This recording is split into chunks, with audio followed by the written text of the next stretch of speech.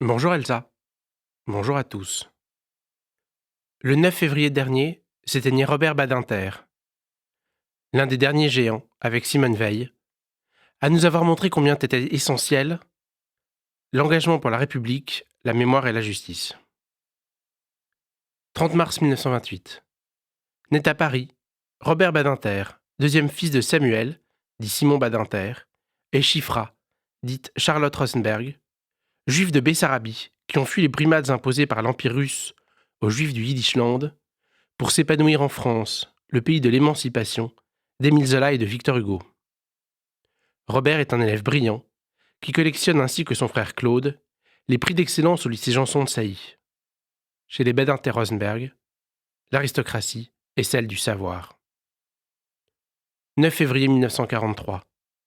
Quelques mois après le décès d'Idis, la grand-mère adorée, c'est la rafle de la rue Sainte-Catherine et l'arrestation de Simon Badinter par la Gestapo de Lyon que dirige Klaus Barbie.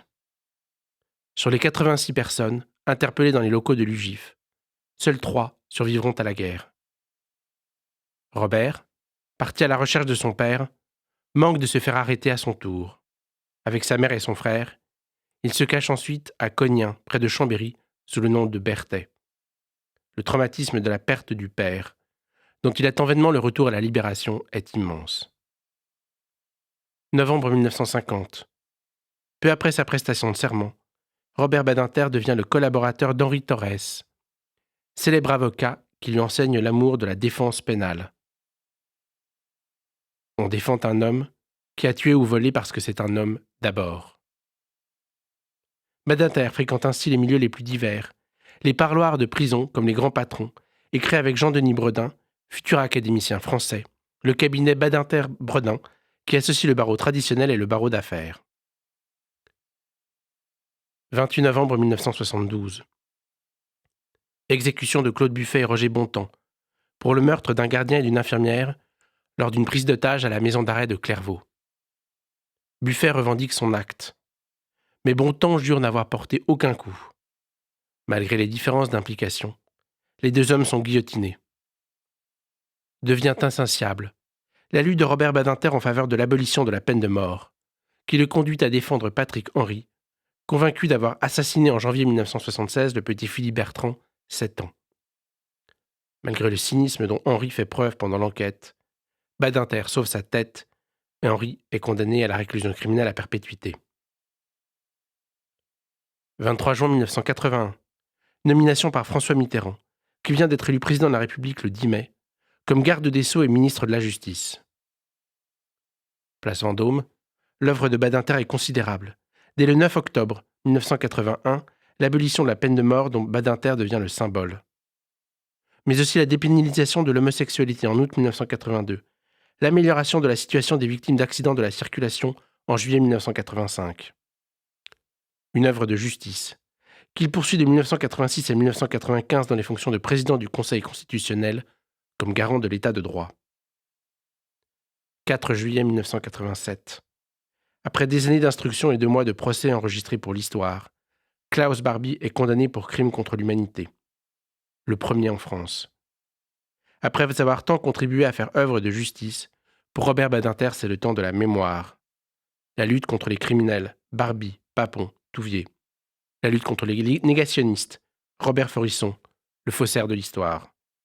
La lutte aussi pour le souvenir de sa famille.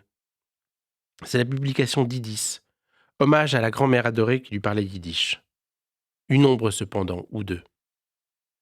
Badinter n'a jamais discuté publiquement son amitié avec François Mitterrand, même quand fut révélée la proximité de celui-ci avec René Bousquet, le secrétaire général de la police de Vichy, organisateur de la rafle du Veldiv. Je comprends, mais ne partagerai jamais la réaction qui fut celle de Badinter le 16 juillet 1992, quand fut conspué l'ami fidèle du bourreau de 13 000 hommes, femmes et enfants juifs. Autre question qui demeurera toujours pour moi sans réponse. L'opposition résolue de Robert Badinter à la reconnaissance par le Parlement du génocide arménien. 1,5 million d'hommes et de femmes assassinés entre 1915 et 1918, pour la seule raison de leur naissance. Au moment de conclure cette chronique, un mot pour Elisabeth Badinter, la fille de Marcel Bleustein-Blanchet, fondateur de Publicis, qui introduisit en France la publicité, compagne de 58 ans de vie commune.